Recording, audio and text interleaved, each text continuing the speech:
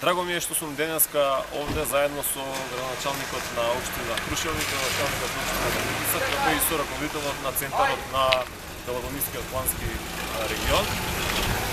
Имено од денеска па натаму општините Крушево и Белинница ќе можат да ги користат двете возила за собирање на комунален отпад, кои што во најголем дел беа финансирани и помогнати преку програмата за рамномерен регионален развој на Министерството за локална самоуправа, секако подпомогнати и од општините со дел од средствата. На тој начин се решаваат проблемите кои што со години се таложеле, а се исклучително важност за граѓаните, а тоа е одржување на една хигиена на повисоко ниво.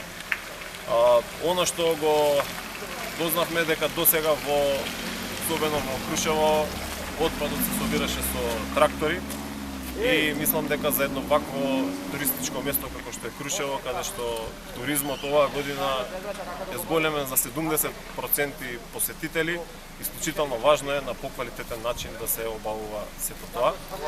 Ние како влада остануваме посветени на решавање на прецена елементарните потреби на граѓаните како што е ова. Меѓутоа и севкупно во делот на напредување на заштитата на животната средина, а секако и на обезбедување на поквалитетен воздух во градовите. Значи, она што се положило со години, посветено ќе работиме и сега и поиднина да се решаваат овие проблеми. Им честитам на градоначалниците за овој проект што се реализираше во целост и посакувам успех во работата. Остануваме ние тука и понатаму.